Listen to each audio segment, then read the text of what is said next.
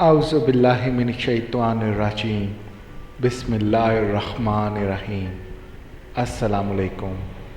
آج ہم ایک چرواہے کا عجیب واقعہ سنیں گے جس کو اللہ تعالیٰ نے اپنا رحمت سے بنا نماز پڑھے بنا کوئی اسلامی کام کیے بخش دیا، اور وہ کیسے ہوا ہم اس واقعے میں اس کو بارے میں جانیں گے۔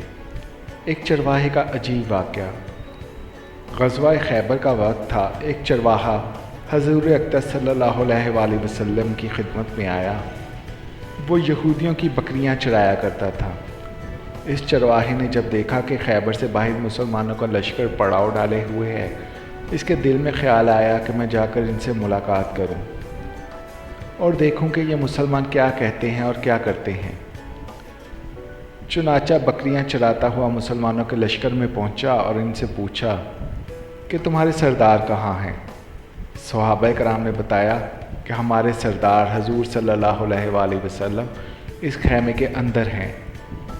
پہلے تو اس چرواہے کو ان کی باتوں پر یقین نہیں آیا۔ اس نے سوچا کہ اتنے بڑے سردار ایک معمولی سے خیمے کے اندر کیسے بیٹھ سکتے ہیں۔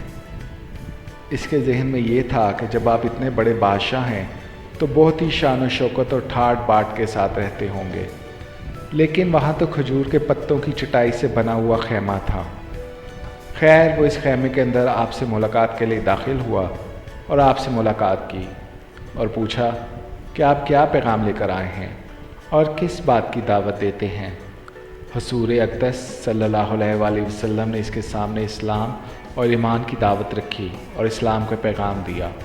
اس نے پوچھا کہ اگر میں اسلام کی دعوت قبول کر لوں تو میرا کیا انجام ہوگا اور کیا رتبہ ہوگا؟ حضور اقدس صلی اللہ علیہ وآلہ وسلم نے فرمایا کہ اسلام لانے کے بعد تم ہمارے بھائی بن جاؤ گے اور ہم تمہیں گلے سے لگائیں گے۔ اس چرواہے نے کہا، آپ مجھ سے مذاق کر رہے ہیں؟ میں کہاں اور آپ کہاں؟ میں ایک معمولی سا چرواہا ہوں اور میں ایک سیاہ فام انسان ہوں۔ میرے بدن سے بدبو آ رہی ہے۔ ایسی حالت میں آپ مجھے کیسے گلے سے لگائیں گے؟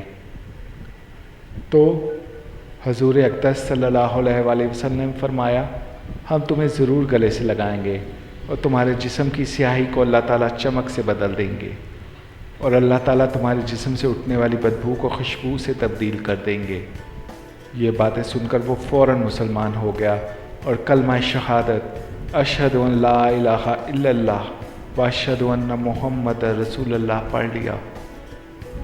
پھر حضور اقدس صلی اللہ علیہ وآلہ وسلم سے پوچھا کہ یا رسول اللہ، اب میں کیا کروں؟ آپ نے فرمایا کہ تم ایسے وقت پر ایمان لائے ہو کہ نہ تو اس وقت کسی نماز کا وقت ہے کہ تم سے نماز پڑھواؤں اور نہ ہی روزے کا زمانہ ہے کہ تم سے روزے رکھواؤں۔ زکوٰۃ تم پر فرض نہیں ہے۔ اس وقت تو صرف ایک ہی عبادت ہو رہی ہے جو تلوار کی چھاؤں میں انجام دی جاتی ہے، وہ ہے جہاد فی سبیل اللہ۔ اس چرواہے نے کہا، یا رسول اللہ صلی اللہ علیہ وسلم، میں اس جہاد میں شامل ہو جاتا ہوں، لیکن جو شخص جہاد میں شامل ہوتا ہے اس کے لیے دو میں سے ایک صورت ہوتی ہے، یا غازی یا شہید۔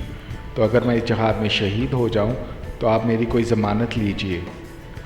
حضور اقدس صلی اللہ علیہ وآلہ وسلم نے فرمایا کہ میں اس بات کی ضمانت لیتا ہوں کہ اگر تم اس جہاد میں شہید ہو گئے تو اللہ تعالیٰ تمہیں جنت میں پہنچا دیں گے اور تمہارے جسم کی بدبو کو خوشبو میں تبدیل فرما دیں گے اور تمہارے چہرے کی سیاہی کو سفیدی میں تبدیل فرما دیں گے۔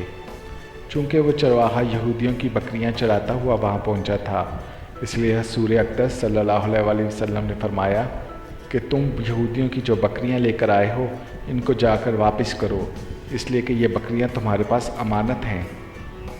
اس سے اندازہ لگائیں کہ جن لوگوں کے ساتھ جنگ ہو رہی ہے، جن کا محاصرہ کیا ہوا ہے، ان کا مال غنیمت ہے، لیکن چونکہ وہ چرواہا بکریاں معاہدے پر لے کر آیا تھا، اس لیے آپ نے حکم دیا کہ پہلے وہ بکریاں واپس کر کے آؤ، پھر آ کر جہاد میں شامل ہونا۔ چنانچہ اس چرواہے نے جا کر بکریاں واپس کی اور واپس آ کر جہاد میں شامل ہوا اور شہید ہو گیا۔ جب جنگ ختم ہو گئی تو حضور اقدس صلی اللہ علیہ وآلہ وسلم لشکر کا جائزہ لینے لگے۔ ایک جگہ آپ نے دیکھا کہ صحابہ کرام کا مجمع اکٹھا ہے۔ جب آپ قریب پہنچے تو ان سے پوچھا کہ کیا بات ہے؟ صحابہ کرام نے فرمایا، جو لوگ جنگ میں شہید ہو گئے ہیں ان میں سے ایک آدمی ایسا بھی ہے جس کو ہم میں سے کوئی نہیں پہچانتا۔ आपने फरमाया कि मुझे दिखाओ। जब आपने देखा तो फरमाया, तुम इस शख्स को नहीं पहचानते, मगर इस शख्स को मैं पहचानता हूँ। ये चरवाहा है और ये वो अजीब व गरीब बंदा है जिसने अल्लाह की राह में एक भी सजदा नहीं किया, और इसमें इस बात की गवाही देता हूँ कि अल्लाह ताला ने सीधा इसको जन्नतुल फिरदौस में पहुँचा दिया।